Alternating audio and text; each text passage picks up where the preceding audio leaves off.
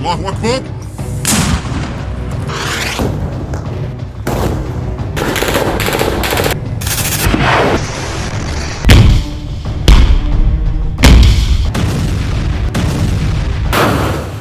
Gaza में Hamas लड़ाके Israeli फौज पर काले बादलों की तरह मंडरा रहे हैं।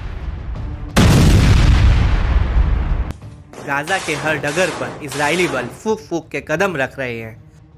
उनके चेहरों पर हर वक्त, हर चौराहे और हर मोड़ पर मौत का खौफ दिख रहा है। हमास लड़ाकों के आग उगलते हथियारों से इजरायली बलों का गाजा ऑपरेशन टेढ़ी खीर बन गया है। गोलियों की तड़तड़ाहट, बारूद की गूंज और मिसाइल हमलों से गाजा तबाह हो गया है, जहां से लड़ाके अब इजरायली बलों का चुन चुन कर शिकार कर रहे हैं। एक बार फिर फिलिस्तीनी प्रतिरोध ने 17 अक्टूबर 2024 को गाजा में इजरायली सेना पर हमला किया। हमास की अल कसम ब्रिगेड ने दक्षिणी पड़ोस ताल अल हवा में 2 इजरायली सैन्य वाहनों में 2 IED ब्लास्ट किए। भीषण विस्फोट के बाद ब्रिगेड ने साइट पर मौजूद इजरायली सैनिकों को ऑटोमेटिक हथियारों से घेरा। ब्रिगेड ने बताया कि हमले के बाद इजरायली सैन्य बचाव हेलीकॉप्टर घायल सैनिकों को रेस्क्यू करते हुए देखा गया। दरअसल IDF पिछले कुछ समय से नेटजारिम एक्सिस के उत्तर में कब्जा करने का प्रयास कर रहा था। इजरायली सैन्य कमांड ने बताया कि 16वीं इन्फेंट्री ब्रिगेड की बटालियन के एक रिजर्व अधिकारी और प्रशासनिक सहायता कंपनी के कमांडर की मौत हो गई। IDF ने खुलासा किया कि शनिवार को मध्य गाजा में एक सड़क किनारे IED से 2 इजरायली रिजर्विस्ट मारे गए। मारे गए सैनिकों में से एक का नाम मेजर योतम इत्जाक पेलेट था, जो एक लॉजिस्टिक अधिकारी था। वहीं दूसरा सैनिक मेजर जोसेफ बेन शोम था, जो एक ट्रक ड्राइवर था। दोनों ने जेरूसलम ब्रिगेड की 8119वीं बटालियन में काम किया था। पेलेट गाजा के दक्षिणी जिटोन पड़ोस में सैनिकों को उपकरण की सप्लाई करने के लिए काफिले की कमान संभाल रहा था, जबकि बेन शोम ड्राइवरों में से एक था। 2 सैनिकों की मौत से गाजा में हमास के खिलाफ सैन्य अभियान में मारे गए इजरायली सैनिकों की संख्या 334 हो गई है। इजरायली फोर्स ने अपने एक और बयान में बताया कि मध्य गाजा में नेटजारिम कॉरिडोर के साथ ड्राइव के दौरान सड़क किनारे एक बम विस्फोट हुआ। इसमें 2 रिजर्विस्ट मारे गए और अन्य घायल हो गए।